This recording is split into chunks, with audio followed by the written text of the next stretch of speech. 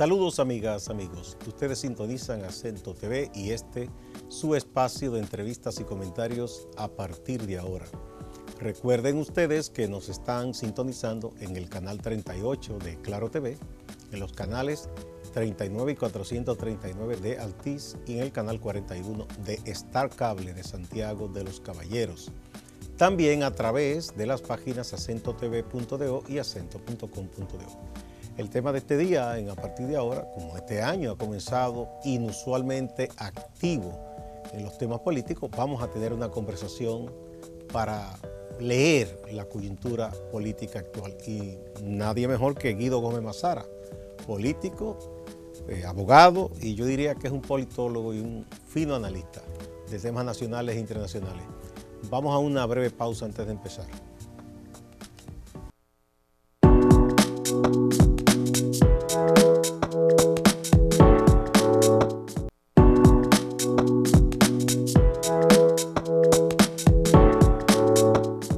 Gracias por acompañarnos. Quizás está de más decir que tú eres un alto dirigente del Partido Revolucionario Dominicano, pero no te quedas solo en eso. Sí. Bienvenido, feliz año. Mucha salud, mucha suerte y mis mejores deseos. Bien. Bueno, parece que este año va a ser más activo de lo esperado, o por lo menos el activismo político ha comenzado inusualmente, prácticamente con el primer día del año 2019. Sí. Bueno, hay unos amagos tempranos en torno al proyecto al que no renuncia un grupo importante en el gobierno de repostulación, quizás reforma constitucional, y hasta se buscaron una especie de pitoniza, sí, diciendo que Danilo se va a reelegir, y un sacerdote, ¿verdad?, en Montecristi, que soltó unos elogios hablando de que el presidente Medina es el padre, es el señor. Eso no cayó muy bien en una parte de la comunidad cristiana. Mira, primero gracias por la invitación, ¿verdad? Siempre de mucha satisfacción para mí compartir con un buen amigo, como eres tú, y sobre todas las cosas a principio de año. Siempre hay una tendencia, es parte de la cultura política dominicana, que se hagan una especie de proyección de cómo la gente percibe los acontecimientos del 19. Aunque la sociedad dominicana está permeada profundamente por el partidarismo, también las pautas electorales establecen que el 19 es un año de definición en los partidos políticos, sobre todo porque hay un marco que se llama Ley de Partidos. Peleada en el Congreso, pospuesta, pero ese es el marco legal que tenemos los dominicanos y dominicanas. Y que fuerza con unos plazos fatales. Claro, claro. Sobre todo eso, porque establece plazos. Y sin lugar a dudas, el ritmo del año 19 va a ser un ritmo marcado por lo político. En las grandes organizaciones y los desafíos ordinarios producto de lo que es la sociedad dominicana. Tú me abordas el punto de vista de la proyección política. Y yo comienzo diciendo lo siguiente. Hay una tendencia a hacer un mayor énfasis en el análisis en el partido de poder. Obvio. Porque tiene el control del Estado. Hay una disputa con características fratricidas en el PLD, que eso obliga a que la gente haga un análisis en esa dirección. Pero yo pienso que es una combinación de lo que vaya a ser el partido oficial y la inteligencia política con la que obre la oposición.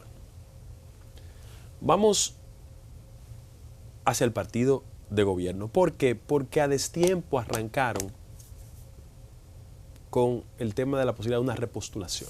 La gente aquí confunde el concepto de repostulación con reelección. Lo que la formalidad legal hace es repostular a las personas. Quien reelige es el elector. La población, si quiere. Por la fuerza del voto. Lo que pasa es que aquí hay un marco constitucional que es motivo de un debate. Y que fíjate que uno de los grandes problemas que tenemos los políticos dominicanos es que no sabemos leer la historia. Y no interpretar ese péndulo que los marxistas decían que se repetía como tragedia, como comedia. Pero yo quiero comenzar el año diciendo lo siguiente. Mira, los intentos de forzar el mingo, el punto de vista político, siempre ha sido traumático para la vida nacional. Yo comienzo usando una frase. Es Arturo Logroño que se le asignó la frase, lanzada de Montecristi, coincidencialmente, hacia las elecciones del año 1930 que habían dos grandes bloques. Uno el Partido Nacional, que postulaba a Federico Velázquez, y otra que era la combinación de la candidatura de Trujillo y Rafael Estrella Ureña. Y Trujillo lanzó una frase, porque había una preocupación en grandes circuitos de la vida nacional: no hay temor en seguirme. Sin embargo, el doctor Aybar y un grupo de gente vinculada a las causas liberales hicieron una actividad en el Parque Hostos, un meeting, con una frase célebre, respondiéndolo al no hay temor en seguirme. No puede ser. Como el no hay temor en seguirme validó 31 años de dictadura, autoritarismo, fíjate que las sociedades siempre tienen una tendencia a que sea tragedia o comedia. Aquello fue una tragedia. 31 años de conculcación de los derechos fundamentales. ¿Cuál es el contexto de la actual situación dominicana? Primero, que la sociedad dominicana de 1930 no es el país del 2019. Eso es lo primero. Lo segundo, que en el marco de ese proceso de reelección y de imposición que mantuvo a Trujillo por 31 años en el poder, había un contexto internacional que promovía las figuras autoritarias en la dirección del Estado. Y sobre todas las cosas, la característica del triunfo, entre comillas, de Trujillo tuvo mucho que ver con que el presidente Hoover en Estados Unidos estaba administrando el poder y había una acusación en todo el continente sobre la injerencia de los Estados Unidos. Y por eso Hoover se mantuvo un poco distante del proceso y permitió lo que el país conoce como la victoria electoral de 1930, que fue la combinación, repito, de Trujillo y Rafael Estrella Ureña. ¿Qué está pasando en el país de hoy en día? Hace casi un siglo, de eso, 89 años, de que las aspiraciones institucionales se han ido desarrollando, que la conciencia ciudadana ha ido creciendo y que evidentemente estamos en el siglo XXI. Frente a ese acontecimiento, hay mucha gente hacia lo interno del partido de gobierno, pero sobre todo la franja que está en el poder, que por mala intención o por poca fascinación por la cultura política, no quiere leer los acontecimientos y los signos vitales que dan las sociedades. Mira, si la intentona del sector oficial pretende imponer a Danilo Medina, tiene que saltar tres grandes obstáculos. Vamos a ver, tres grandes obstáculos. ¿Cuáles son esos? El primero, de carácter puramente constitucional. ¿Por dónde van a meter la reforma?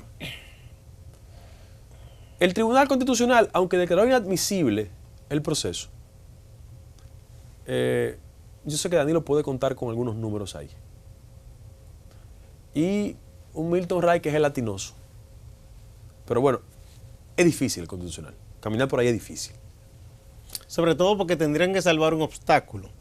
Hay quienes interpretan que ya ese caso fue fallado definitivamente por el Constitucional. No, técnicamente fue inadmisible lo que sí. Otros dicen, exactamente, el propio doctor Subero dice que bien puede conocerlo de nuevo y fallar al fondo. Bien, pero sea como sea, sería una discusión más. Es una discusión más que generaría demasiado ruido al proceso. Exacto. Segundo lugar, hicieron un esfuerzo en el TSE, que en el marco de las altas cortes es el que manifiesta mayor nivel de integridad y coherencia jurisprudencial. Pero ahí ellos no van a poder. El otro camino, el Congreso. No hay forma humana de explicarle a la sociedad dominicana que todas las vagabunderías habidas y por haber se pueden implementar dándole cuarto a los diputados y a los senadores. Eso lo sabe todo el mundo. Entonces, la carga, el costo, habría de afectar ese primer intento. El segundo, hablé de los aspectos puramente técnicos constitucionales y legales. El segundo, que debe ser el primero, el peso específico que habrá de generar en la reacción del ciudadano un tipo de acción de esta naturaleza. Repito, este país es el siglo XXI que estamos. Y es verdad que al gobierno dominicano se le han tolerado muchas cosas y a los gobiernos se le han tolerado muchas cosas. Pero cada día más la toma de conciencia en el país ha ido creciendo y los mecanismos alternativos de información cumplen una labor importante. Entonces, el impacto que va a tener la sociedad y la reacción podría ser terrible. Tercer orden. Hacia lo interno del PLD, las consecuencias podrían ser catastróficas porque el sector de Leonel Fernández no tiene posibilidad alguna de quedarse de brazos cruzados frente a una imposición del sector de Danilo Medina. Y yo sé que hay mucha gente en el sector de Danilo que, haciendo un ejercicio aparentemente excesivo de una decencia o una pasividad mostrada por Leonel Fernández, creen que lo pueden atropellar en esta coyuntura. Mira, yo nací en un barrio, Ciudad Nueva se llama. En la lógica del barrio, hay veces que te acorralan de tal manera que la única opción que te dejan es pelear. Y si ellos intentaran eso con Leonel, Leonel va a pelear como nadie supone, y en segundo lugar le va a dañar la fiesta. Porque ¿cuál es el problema de orden práctico que subyace en el esfuerzo de reelección? Bueno, que más allá de impulsar la repostulación de Danilo, hay un segmento del danilismo que quiere construir su tranquilidad procesal. Vamos a desmenuzar eso, construir la tranquilidad, y tú le agregas procesal. Sí, claro. Mira, yo comencé haciendo reflexión histórica. Cuando Balaguer entrega en el 78, muy a pesar de que tenía el control del Senado de la República, todo el mundo sabe que la situación. Que era quien controlaba la los justicia. jueces. Todo el mundo sabe la situación de dificultad que se vieron los reformistas. Cuando el sector de Jorge Blanco, por esas irracionalidades del PRD, de verdad, de aquel momento, persiguieron al grupo de Guzmán. Cuando volvió a Balaguer, persiguió al sector de Jorge Blanco. Cuando Balaguer se fue entregándola a Leonel, si bien es cierto pactó, muchos reformistas fueron perseguidos. Hay que recordárselo a la gente. Cuando Leonel ejerció 96-2000 y llegamos nosotros, hubo procesos. Cuando Leonel volvió, bueno, Eligio fue procesado injustamente. Descargado, pero procesado, sí, injustamente. Y hubo otro y el mismo César Sánchez. Bueno, Pepe Goico se fue, luego sí. Volvió. Bueno, yo hablo de los políticos. Entonces, cuando llega Danilo Medina, por endoso de Leonel Fernández, al sector de Leonel lo han pellizcado. Tú lo sabes. Políticamente. ¿Qué significa eso? Que en la dinámica de los cambios reales y hasta en los pactados, en la República Dominicana hay una lógica jurídica de persecución. Entonces, ¿cuál es el inconveniente que tiene el sector de Danilo? Frente a la inviabilidad de un proyecto que signifique el continuismo de Danilo, porque las alternativas que él presentó hábilmente era, déjame lanzar algunos a ver si prendían. Los resultados es que no han prendido. Frente a la inviabilidad, él tiene la dicotomía de pactar con Leonel, que es lo racional, lo que indica el sentido común, o la locura de forzar el mingo y presentarse de candidato. Mira, el problema del danilismo es el siguiente. Si gana la oposición, ellos saben lo que le va a pasar. Pero no es por ánimo de persecución, sino que hay elementos ahí. Visibles. Y si gana el sector de Leonel Fernández, evidentemente hay gente en el danilismo que está intranquilo por los pellizcos que ha dado. Verbigracia, Quirino. En este país todo el mundo sabe cuál fue el ministro que estimuló lo de Quirino. Se reunió con Quirino. Un ministro se reunió con Quirino. Pero eso lo sabe todo el mundo en este país. Y cómo le fueron armando esa ambientación respecto al tema de acusar a Leonel Fernández sobre el tema de Quirino. Si se reunieron no fue aquí, fue antes fuera del país. Bien, antes de que él viniera. Fuera del país. Entonces, esa situación, que fue un instrumento vital para que Danilo liquidara la posibilidad de una candidatura de Leonel, las informaciones están ahí. Y oye lo que te quiero decir. En algún momento entre ahora y el 20, un día Quirino va a decir. Me pagaron para esto. Claro, un día lo va a decir. Un día lo va a decir.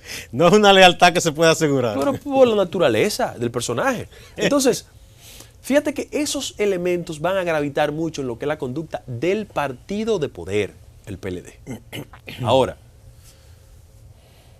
¿dónde comienza el tema que más me perturba como ciudadano? Pues yo soy un dirigente político, pero todo el mundo sabe que yo estoy en el PRD con la nariz tapada esperando la sentencia del 15 de enero. Es que un partido que gobierna por tantos años en el poder no sabe distinguir entre el rol de lo institucional y el rol de lo partidario. Y para extender esas confrontaciones, el sector de Danilo, si al final de la jornada Leonel es el candidato, que yo pienso que Leonel va a ser el candidato, ya ellos ya ellos no tienen tiempo de pararlo. Si Leonel es el candidato, ellos van a buscar una fórmula alternativa de no quedar asfixiado políticamente. ¿Cuál podría ser? Habilitar a Danilo después del 20. Pero hacerlo tiene un costo demasiado alto en el sentido elemental de decencia institucional.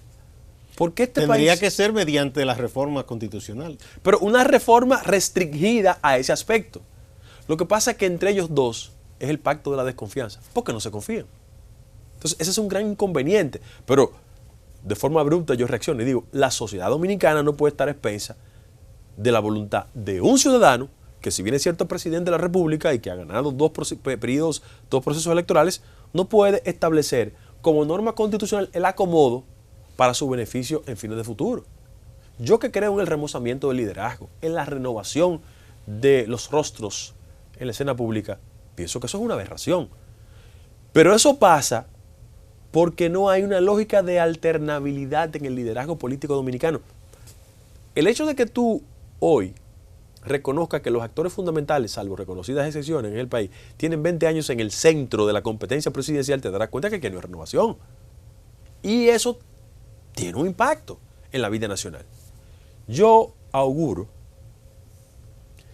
que al final de la jornada, en el PLD hay un dilema. O se entienden con Leonel, o tienen que prepararse para procesos penales. ¿Por qué? Porque Leonel, de candidato, le garantiza algún nivel de tranquilidad a algunos de ellos. Sí. Ahí se va a meter el comité político, va a venir la presión, va a venir toda una estructura del sector justicia que ellos manejan para generar algún nivel de tranquilidad. No a todos. No a todos. Ahora, si gana la oposición, si la oposición tiene el nivel de inteligencia de ir articulándose para construir buenas candidaturas en el Congreso, en los municipios y concertar una gran alianza, todo el mundo sabe que una señal verde hacia una fuerza de oposición, el PLD tendrá problemas. Sí. Bueno, hablando de eso, que aquí tendremos los procesos internos y en el próximo año habrá esas elecciones municipales. Sí. ¿Tú piensas que desde la oposición, y tú estás en un partido que está en la oposición en gran medida, porque yo creo que una gran parte no está con el pacto que suscribió el ingeniero Vargas con el gobierno?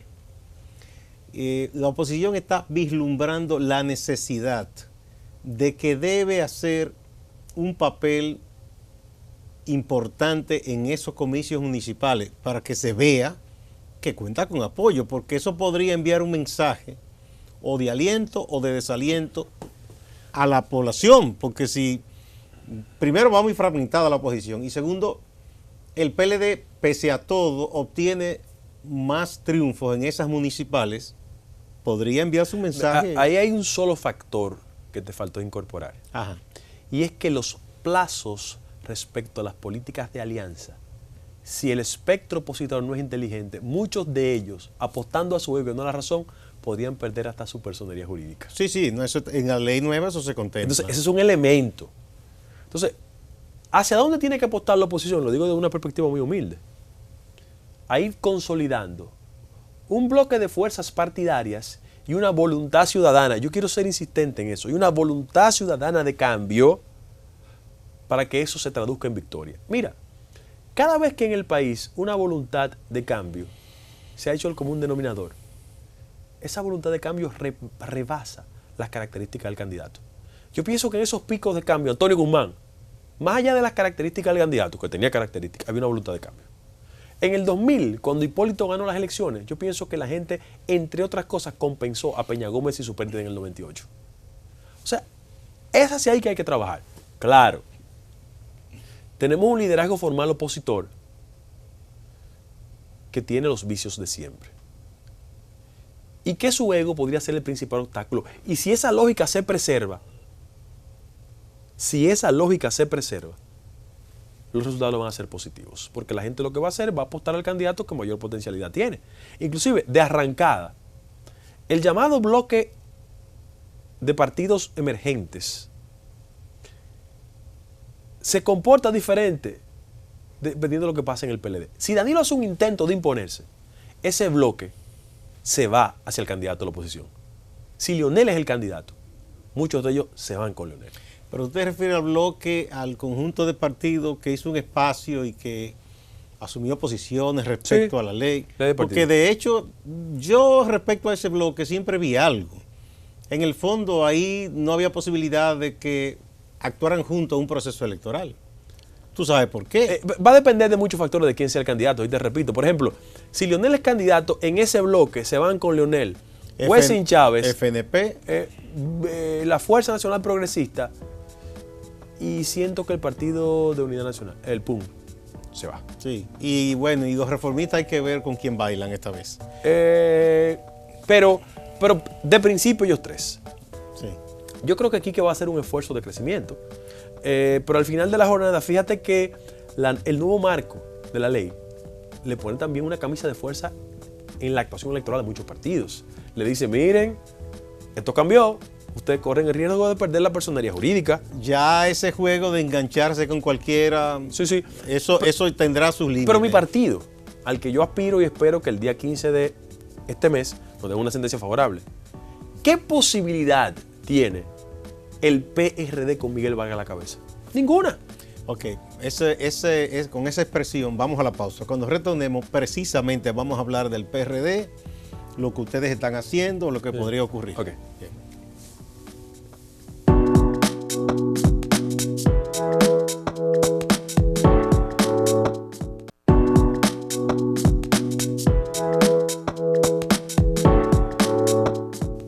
Muchas gracias por continuar en A Partir de Ahora. Estamos conversando de política con Guido Gómez Mazara, alto dirigente del Partido Revolucionario Dominicano, pero además un profesor y analista político. Bueno, vamos a ver en el PRD cómo van las cosas. Ok, bien. Nosotros le hemos ganado todos los recursos en el Tribunal Superior Electoral. Nos presentaron un incidente en el Constitucional, han pedido 4 reenvíos. En el Constitucional No, ya. en el Superior Electoral. Han pedido 4 reenvíos y ellos evidentemente tienen que conocer el fondo el día 15 donde van a dictar. Cuando tú dices ellos, estamos hablando Tribunal de Superior Miguel Electoral. Vargas y, como tú dices, ellos. Sí, en el Tribunal Superior Electoral. Sí. Donde yo gané esa sentencia 4-1. Porque en el fondo, esta puja de las altas cortes es el resultado de una visión muy equivocada que hay en el Tribunal Constitucional, creyéndose que tienen un mayor grado de jerarquía respecto de otros poderes. Es lo que el doctor Subero alguna vez habló del choque de trenes de los poderes. Y en el caso del Tribunal Constitucional hay un ingrediente negativo, y es que la personalidad del presidente del Tribunal Constitucional le genera un ego muy singular al tribunal. Y él se siente por encima del bien y del mal. Debo decir que tanto el Tribunal Superior Electoral como el Constitucional son tribunales de igual jerarquía. Bien, frente a ese acontecimiento, ¿qué aspiramos nosotros? Que venga una sentencia que ratifique, que vayamos a convención para elegir las autoridades y definir el rumbo del partido. Fíjate que en ese escenario, si el PRD, por una razón que es un acto de manipulación política, porque Miguel quiere que el gobierno lo salve, fundamentalmente Danilo Medina, pues eso juega a ser un áulico, y quien cerca del PRD del sector Miguel dice que la reelección es posible, lo sanciona, pero poder manipular el concepto de cómo el partido se orienta, ¿no? Pero si el PRD sigue en la mano de Miguel, cosa que no es posible legalmente, pero repito, una fuerza de poder lo impone, no hay posibilidad de ninguna naturaleza. Porque la gente sabe que el ingeniero Vargas Maldonado no vale una guayaba políticamente hablando. Posibilidad de que el partido crezca, tome su fuerza, crezca. Ahora, si nosotros tomamos la dirección del partido, evidentemente seremos parte de un proceso de construcción de una fuerza opositora que yo lo único que hago es calcar el modelo de Peña 74 y 94. Es decir, cuando se experimentó un agotamiento de los modelos balagueristas, el doctor Peña Gómez apelaba mucho a la unidad en la diversidad.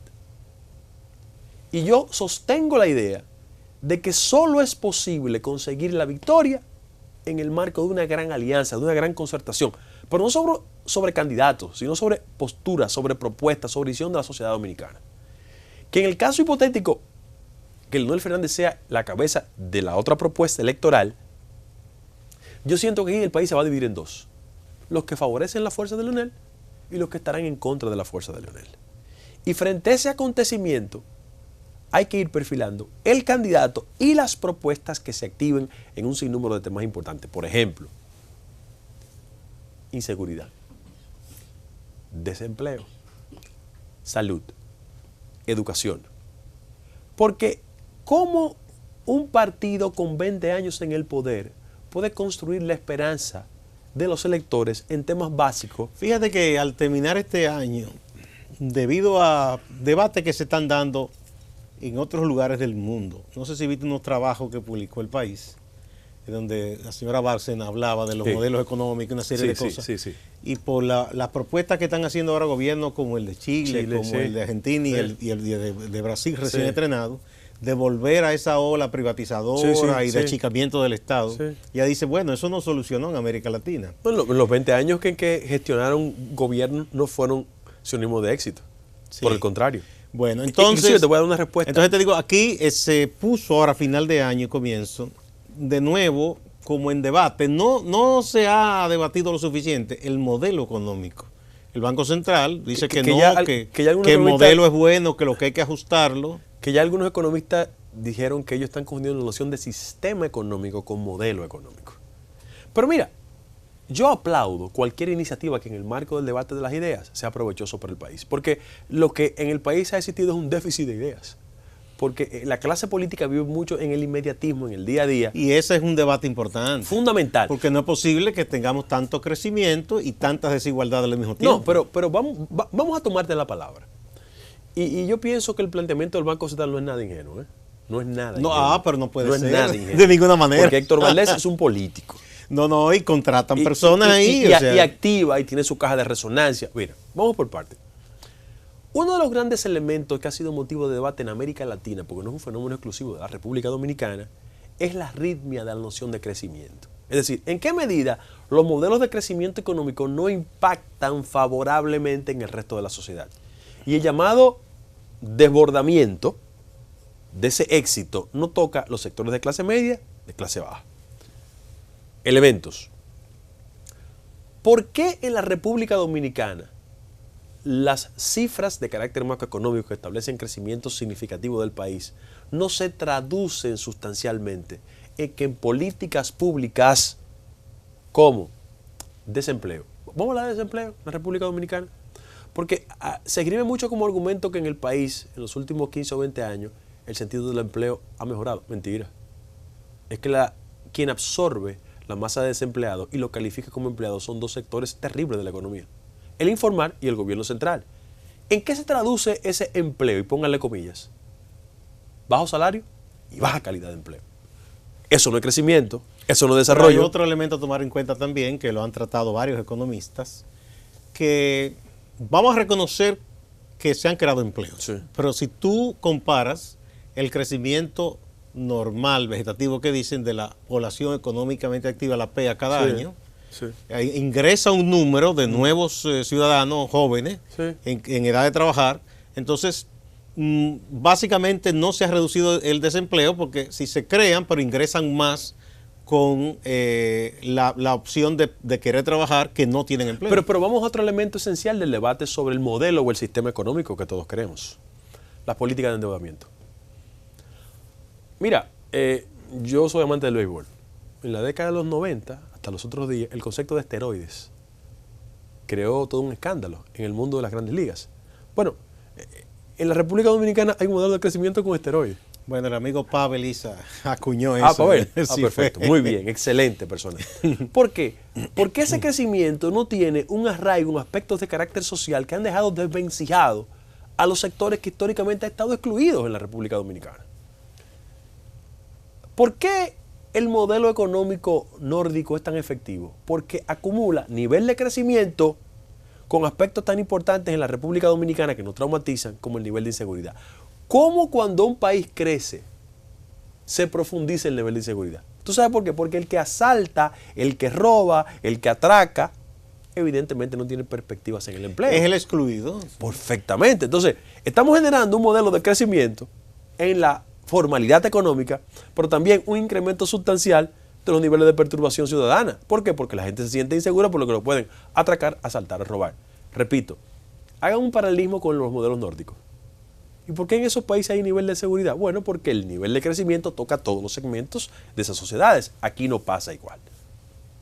Tercer elemento que me llama mucho la atención a mí, que es un tema que va a ser esencial, y yo después te voy a pedir públicamente que me invite, porque tengo unos datos terribles sobre eso. Sector salud. Mira, aquí el año pasado vino una decisión que en principio es buena. En principio es buena. ¿Cuál es esa? La decisión de entregar todo el desarrollo de la estructura hospitalaria del país a una oficina que se llama la Oficina de Ingenieros Supervisora de Obras del Estado. Yo tengo el detalle de lo que ha pasado con esos hospitales. Pero tú dices cuando se fue comenzando la primera administración de Danilo Medina. Del presidente Medina. Sí, en el 12. Sí, lo transfirió a la OISOE. Sí, que pasaron más de 50 hospitales, comenzaron a intervenir. Técnicamente 58. Fue lo que pasaron. Unísono, sí. Entonces, yo tengo detalles de esos carteles de ingenieros.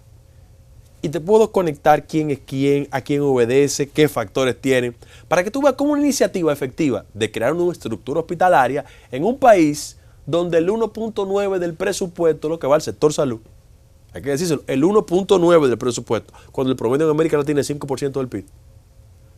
Entonces, ¿qué modelo de crecimiento tenemos?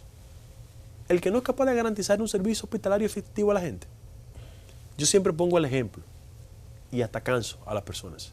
Si tú andas por Montecristi y te rompes la rodilla en un accidente, ¿tú sabes cuál es el principal hospital ortopédico cercano? El de La Vega, el Bosch. El Bosch. ¿Tú sabes lo que tienes que recorrer para llegar ahí? No te mueres en el camino. Bien, si tú andas por Miches y se te parte un pie en un accidente, ¿tú sabes cuál es el hospital ortopédico más cercano? El Darío Contreras. Para que tú veas la arritmia. Y el sur no tiene. De los modelos de desarrollo económico en la República Dominicana. Estaba pidiendo un ortopédico, no lo tiene. Por eso, cuando vamos al gran debate, y ahí vuelvo con el tema de la oposición, es que la oposición tiene que traducir esas urgencias ciudadanas como parte de su discurso, pero no ir solo a la crítica, sino a la propuesta. O sea, yo quiero ver la articulación de un sector opositor, más allá de las impugnaciones que le hagan al gobierno. Perfecto, yo estoy de acuerdo con eso. Que digan, bueno, si nosotros llegamos al gobierno, vamos a generar un 5% del PIB al sector salud. ¿Por qué? Porque a mí hay gente en el sector salud de este gobierno que hace un buen trabajo. Chanel. Y es una persona seria. Decente. Sí. Decente. Amor no quita conocimiento, es un tipo decente. Y entregado a su trabajo hace muchos años. Y que cree. Y es un producto del sector. Entonces, no es tan simple como la crítica por la crítica. Es construir el modelo de sociedad del siglo XXI. Porque, reitero el concepto, lo usó Juan Bosch hace mucho, aquí hay una arritmia terrible. Tenemos un país del siglo XXI, pero en la periferia de la ciudad, en la periferia, o sea, a 25 minutos de la Lincoln con Churchill, ¿verdad? Cuando se sale del polígono. Sí, se queda entre... Cuando tú te paras en la Winston Churchill con 27 de febrero, a 25 minutos en la periferia de la ciudad, no hay servicio básico. No te recogen la basura, la electricidad es un caos, el nivel de inseguridad y violencia no tiene precedentes. Y tenemos una ciudad de 500 años donde no está garantizada ni el agua ni la luz todavía. Entonces, ese es el modelo de sociedad que tenemos que impulsar la gente que cree en un proyecto alternativo. Y te quiero decir una cosa. Y debemos exhibir la grandeza suficiente de que en los aspectos que tengamos coincidencia con las políticas oficiales, acompañarlo. Ahora bien, tiene que ser ese acuerdo, vamos a decir, programático mínimo, claro, que era una expresión que usaba mucho antes, porque se sabe que hay asuntos en los cuales los partidos y los dirigentes tienen divergencia, acaso hasta irreconciliable en algunos casos. Y si se quiere llegar a esa gran alianza, tiene que ser sobre 2 o 3 renglones. Tú mencionaste unos cuantos que me parece que son fundamentales. Ese es un aspecto. El otro es, el gobierno ha construido su relato. Y tiene una maquinaria de propaganda, que esa propaganda, por más que uno quiera, a mucha gente le convence. Y sobre todo a esa capa de la gente que tiene menos posibilidades, ya tienen, dicen, 1.3, 1.300.000 personas. En los programas sociales. Que reciben los llamados fondos condicionados. Yo hablaba con una muchacha que en un momento nos hacía algunos trabajos en casa. Ella me decía, no, mira cómo es la cosa de Gustavo, de Bonolú me dan tanto. de tal cosa me dan esto, una ayuda supuestamente porque ellos tienen niños en la escuela. Ahí van sumando 1000 y tanto. Entre todas las cosas ya más o menos. Es el elector cautivo con un discurso asistencialista. Entonces, más que eso, el diputado de la zona del PLD, más el regidor de la zona, tienen unos oficinistas en ese barrio, Sí. y uno en una quincena y otro en la otra, van y distribuyen algún nivel de ayuda, además de la tarjetita que tiene. Pero vamos entonces, por parte, para ella combatir dice, eso. esto en principio a mí me avergüenza, pero yo tengo mis hijos y además de ahí yo mantengo a mi mamá. Sí, pero vamos por parte. Mira, ese es un anestésico social.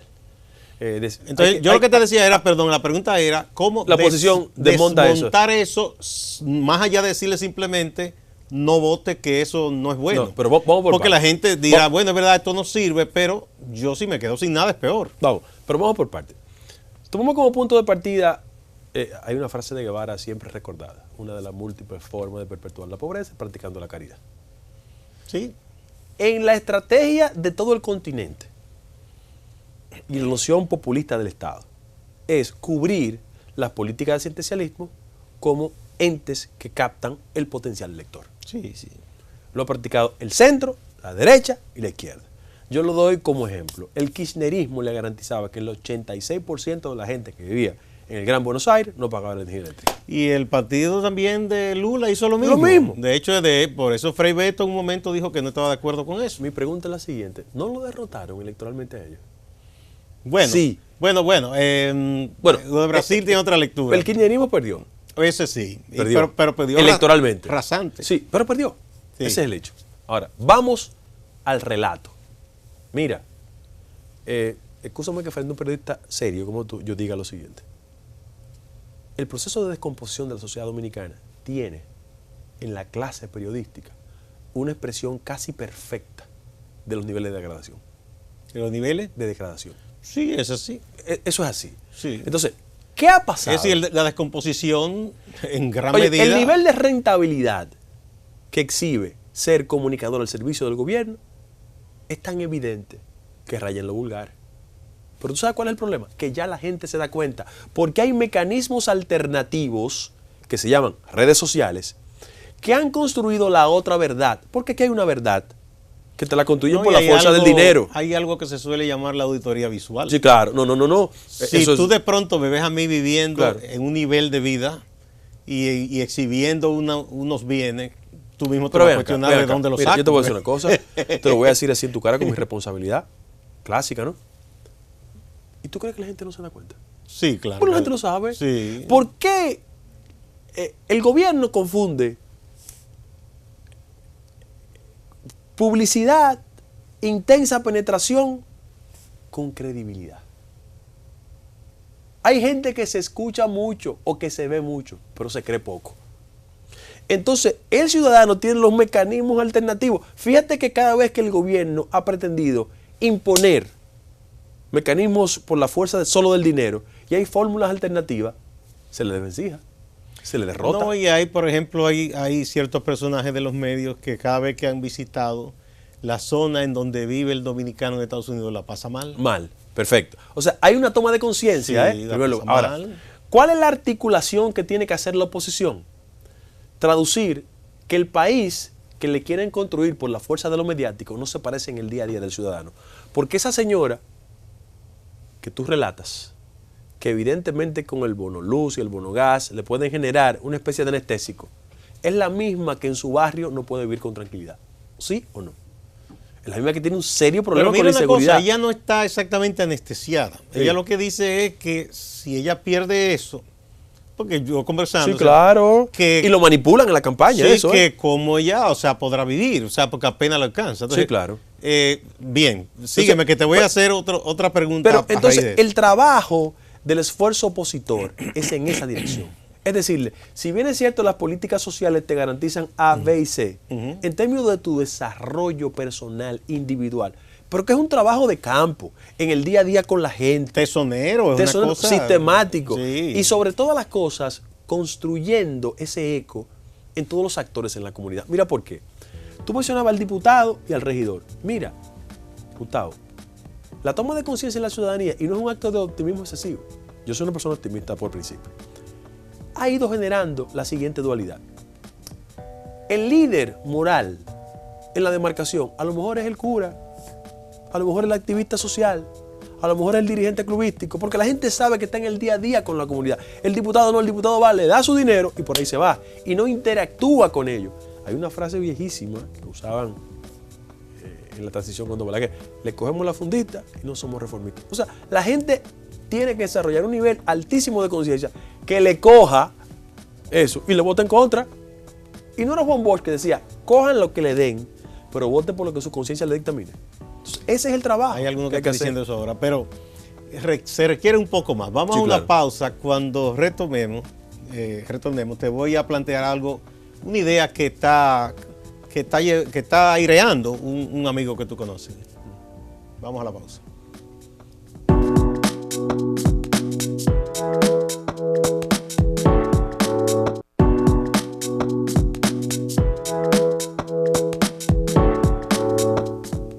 Muchas gracias por continuar a partir de ahora. Mira, interesante eso. Hay un amigo que es el ingeniero Guillermo Carán. Lo conoce, una persona que petromacorizano procede de social cristianismo histórico y todo. Guillermo ha hecho un planteamiento que yo digo que la oposición debe llamarlo, o no, bueno, él es opositor, sino yo digo en general, me parece interesante la propuesta que él hace, de cómo desmontar ese relato de esa dádiva, esa bondad del gobierno. Porque él dice, bueno, la gente con que simplemente tú le digas y le insista, no vote, que eso es humillante para ti. Habrá gente con conciencia, como la señora que yo te dije, que ella no se siente en el fondo bien con eso. Claro. Pero de ahí ella come. Y más los trabajitos que ella puede hacer. Guillermo propone que se hagan unos cálculos, que eso es factible, y se diga, bueno, fulano es tal bien, que se sabe dónde vive y recibe esa ayuda, o a usted se le da tanto mensual. Vamos a hacer un cálculo. Él dice que se puede hacer por los 4 años incluso. Ajá. Mira, te vamos a entrenar. ¿Qué tú quieres hacer? ¿De qué te gustaría vivir un pequeño negocio? Se le da el entrenamiento y la propuesta de darle junto ese dinerito. Para hacerle un ente independiente, productivo. Exacto. Claro. Y que la persona tenga la iniciativa. Excelente. Yo creo que eso es una idea vendible políticamente. Si se hace de manera organizada. ¿Tú sabes lo que hizo Clinton? Sistemática. ¿Sabes lo que hizo Clinton? Clinton, en la década de los 90, influenciado en un libro de David Osborne que se llamaba Reinventar el Gobierno, como a los demócratas lo acusaban mucho de estimular las políticas sociales, le hizo y eso un no periodo, le gusta, a los más ricos no le gusta. Le hizo un periodo de 24 meses de ser receptor del programa social y a la vez activo en el entrenamiento de una área. Y lo que hacía era que te daban 24 meses de tu dinero, sin embargo, al mes 25 tú te ibas a un mercado que era el resultado del entrenamiento que te daban. Allá tú valerte por ti mismo. Claro, o sea, no es darle pecado, a la gente enseñarlo a pecar. Y yo estoy de acuerdo. Primero, Guillermo es una persona de una inteligencia, ¿no? ¿Verdad? Y de un ejercicio personal y ciudadano fuera de discusión. Pero en ese mismo orden, el problema es que hay que hacer un esfuerzo, ser irresponsable, para que la gente tome conciencia de que esos anestésicos lo único que hacen es perpetuarlo en la lógica de la pobreza, de la dependencia, de la sumisión. Esa fue lo que desilusionó un tanto a Frei Beto de su querido Lula, su padrino espiritual y todo. Que él de un momento que le dijo que él no podía asumir eso porque la expresión que él dijo fue, bueno, con eso se van a ganar elecciones. Ahora esa gente no va a salir de la pobreza. La pobreza, claro. Va a ser un pobre cautivo y agradecido del gobierno. Es que, mira, los programas sociales en la República Dominicana, penetrados por la lógica de la politiquería barata, son freezer de pobres. Son refrigeradores de pobres, porque te colocan como receptor por años y años y años, y tú no das el salto. Entonces, bueno, la situación que tenemos es que tenemos esa parte de la población recibiendo esas dádivas, y eso un poco los ata. Tenemos a una clase media que a algunas se le da alguna oportunidad y lo que han logrado conseguir buenos contratos en el Estado, y al más alto nivel grandes negocios en los cuales son copartícipes funcionarios y dirigentes del gobierno. Entonces, entonces es como un sistema casi como decía Vargas Llosa del PRI, la dictadura perfecta, ¿verdad? Sin embargo, a esa dictadura perfecta que él apeló se debilitó. A tal punto que el PAN le sustituyó en 2 periodos consecutivos y cuando volvieron al poder, nada más y nada menos que López Obrador le ha dado en la madre electoralmente hablando. Claro, es para los 71 años.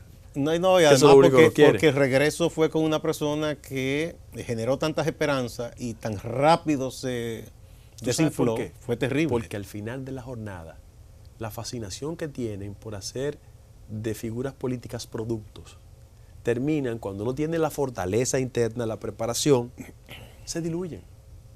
Peña Nieto. Sí, fue una Y fue frustrante. podemos durar todo el programa haciendo un repaso por América Latina de esas figuras cosméticas que la fuerza de lo mediático las legitima, pero no tienen ningún tipo de fundamentación. Yo pienso que esta crisis también va a devolverle a la gente la herramienta de que la política es para los políticos, porque la política dominicana, como en todo el continente, ha sido asaltada por un grupo de filibusteros. Pero tú piensas que aquí se va a dar eso, porque aquí tenemos, aquí todavía tenemos a los políticos en los partidos. No, lo que pasa Hay es uno que, que otro esos que- son políticos de modelos decimonónicos.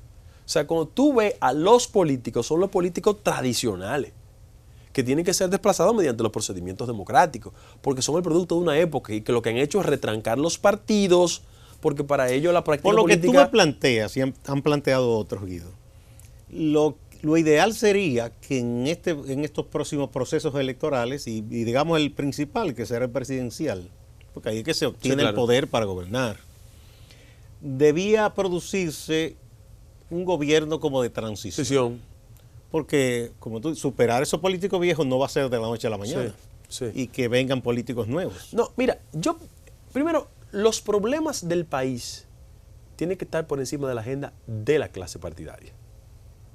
Y no importa quién gane las elecciones, la apuesta tiene que ser a reconstruir la credibilidad del modelo partidario desde el mismo sistema de partidos. Porque en América Latina, cuando le hicimos tabla rasa, la cura salió peor que la enfermedad.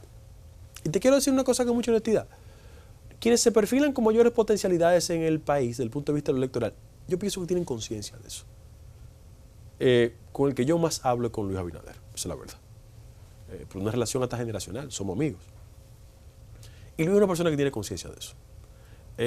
Yo tengo también tengo años que no hablo con Leonel Fernández, años que no hablo con Leonel Fernández. Pero cuando tú ves, el fenómeno de Leonel Fernández es un fenómeno interesante. Mira por qué.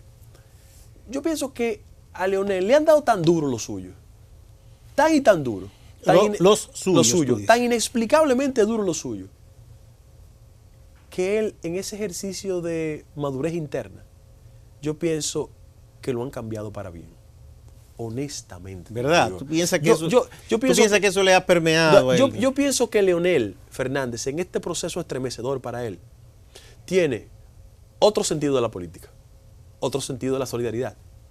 Sería otro sentido sería un de las caso relaciones. casi único. Porque No. dicen que ustedes los políticos no cambian mucho. No, mira. O sí, ustedes reflexionan. Mira, yo pienso que la oposición es un PhD. Porque, ¿Cómo es? sí, es un grado de PhD. Porque permite a la gente construir una idea mucho más racional que las cosas no son percibidas cuando tú estás en el poder. Tú ves ese grupo que está al lado de Danilo Medina. Todo ese grupo que se vean en el espejo de Leonel Fernández. Pero fundamentalmente el presidente Danilo Medina. Que se vea en el espejo de Leonel Fernández, como Hipólito Mejía se ha visto en el espejo. Danilo casi se vio, porque cuando él se aisló ese tiempo. Pero tú recuerdas aquella frase, no lo quiero, traidores, me venció el Estado. ¿Tú recuerdas eso? Sí, claro. Que pero muchos de sus pellizcos, él se aisló. pero muchos de sus pellizcos son explicables por eso.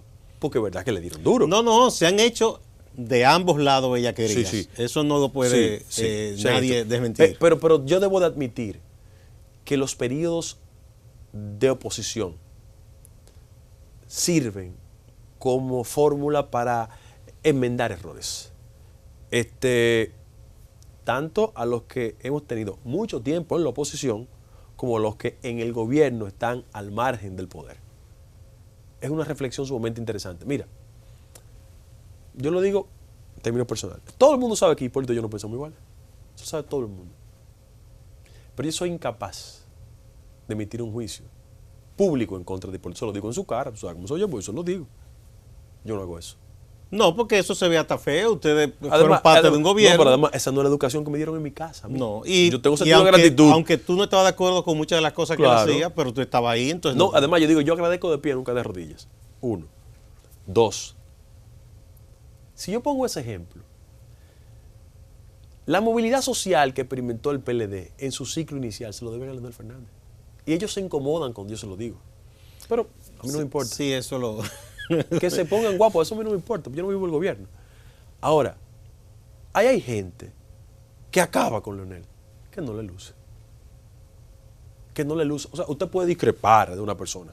Y qué bueno que discrepe. Yo no coincido con Hipólito, pero usted no me va hablando mal de él. Porque eso cuestiona tu calidad humana, tu sentido elemental de respeto a quien eso es casi en como, algún como momento una te dio la relación mano. de pareja de muchos años, Sí, que claro. se separan y entonces como es que de pronto uno sale a acabar con el otro, a la otra. Claro. No luce porque... Pero ha sido parte de la fatalidad histórica en la República Dominicana. De gente que en algún momento estuvieron en un vínculo fundamental y rompieron. Mira, la figura fundamental que acompañó a Horacio Vázquez fue Federico Velázquez.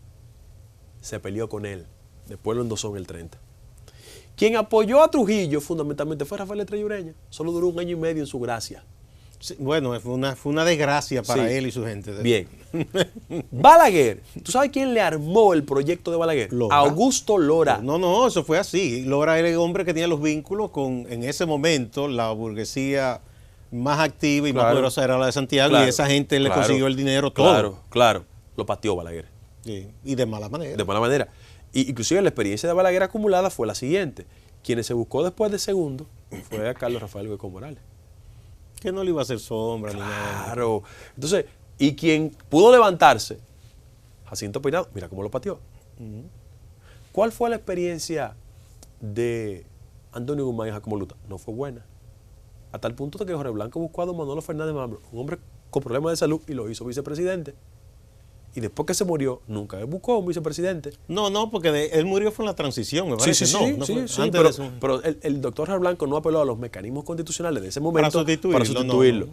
Pero también, esa experiencia de Leonel Fernández con Jaime David Fernández Mirabal.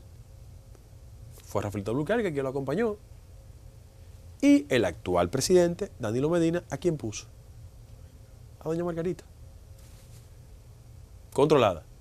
Hipólito, en eso debo de admitir que fue mucho más abierto. Milagros. Debo de admitirlo de forma Bueno, y pública. Milagros no es una persona que nadie tampoco la va a controlar. No. Porque es una persona con una de personalidad temperamento. muy definida. Y de temperamento, y que- de temperamento. Entonces, esa es la lógica de esa sociedad del siglo XVIII, XIX y XX, maltrecha, que tenemos que sustituirla. Aquí hay que estimular al mérito, a las calidades, a las condiciones. Mira, aquí hay una generación de gente talentosísima que puede servirle a cualquier gobierno, porque tienen la preparación, el entrenamiento. Y yo aspiro y espero que sean las personas que los partidos le den oportunidad para ser diputados, regidores, alcaldes, Ah, bien, y que vayan al gobierno. redondeando todo esto, Guido.